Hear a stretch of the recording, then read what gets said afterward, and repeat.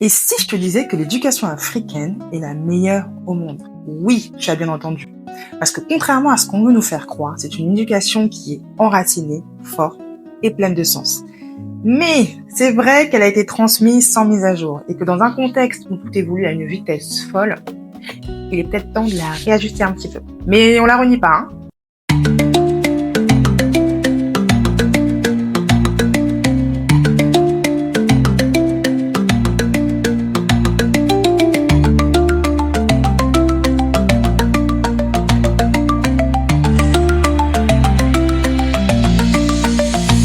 Alors, dans cette vidéo, on va parler vrai.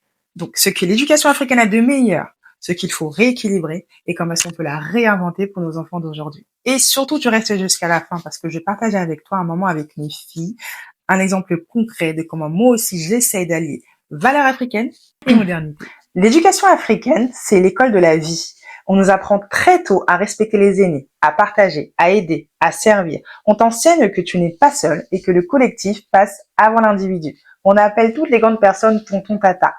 Tous les noirs qui nous entourent sont nos cousins. Et je sais que ça peut déranger certaines personnes de notre génération, mais pourtant, tout ça, c'est un trésor. Et il faut savoir qu'en Occident, aujourd'hui, beaucoup de parents se battent pour recréer cette cohésion qu'on a chez nous naturellement.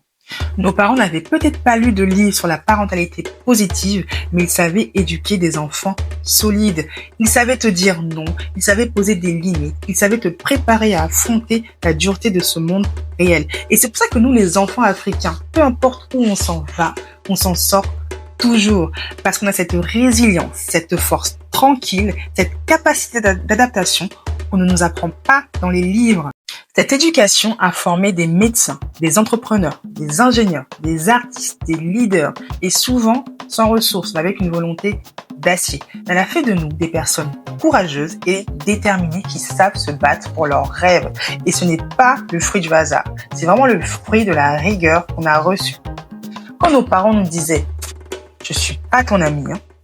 Tu te tais quand je parle, c'est pas toi qui décides », c'était en fait une manière de nous apprendre le respect de l'autorité, la patience, le sens de l'effort. Mais c'est vrai que cette rigueur, parfois, s'est transformée en peur. Et c'est là où les ajustements doivent commencer. Parce qu'à force de vouloir former des enfants forts, on a parfois fabriqué des enfants silencieux, des enfants qui n'osent pas parler, des enfants qui ont appris à obéir sans réfléchir et qui confondent le respect et la peur. Notre éducation a souvent oublié la dimension émotionnelle.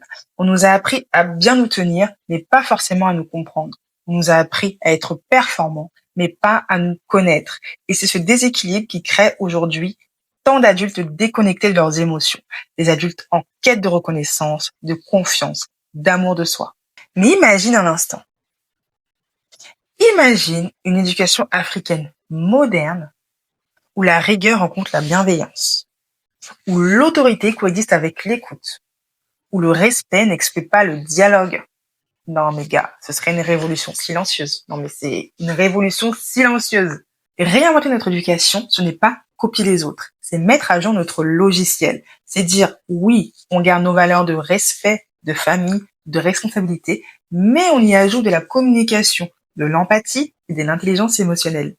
Parce que nos enfants ne vivent plus dans le même monde et leur avenir ne dépendra plus seulement de leur diplôme, mais de leur capacité à penser, à créer, à collaborer, à s'exprimer. Et ça, c'est à nous, parents d'Africains d'aujourd'hui, de leur renseigner autrement. Et puis, il est temps de célébrer nos enfants, de leur dire « je t'aime, je suis fier de toi, tu as le droit d'avoir des émotions ». Et ce n'est pas de la faiblesse, c'est une force nouvelle, celle d'une communauté qui s'élève avec des enfants épanouis et pas cassés. L'éducation africaine est et restera une pierre précieuse. Elle n'a pas besoin d'encore remplacer, mais seulement polie. Et si chaque parent faisait juste un petit ajustement, une dose d'écoute en plus, un mot d'encouragement, une main tendue au lieu d'un cri, nos enfants auraient alors le meilleur de deux mondes, la force de nos ancêtres et la liberté de construire un avenir meilleur. Et maintenant, je t'invite à découvrir quelques instants de ma vie avec mes filles, comment moi aussi j'essaye d'allier la rigueur que j'ai reçue avec la bienveillance que j'apprends. Parce qu'ici, on apprend à éduquer aujourd'hui pour bâtir la communauté de demain.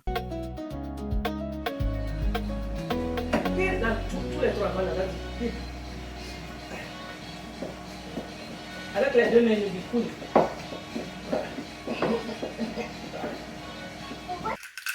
Allez, connu. Vas-y. 3. Mais. Vas-y, encore.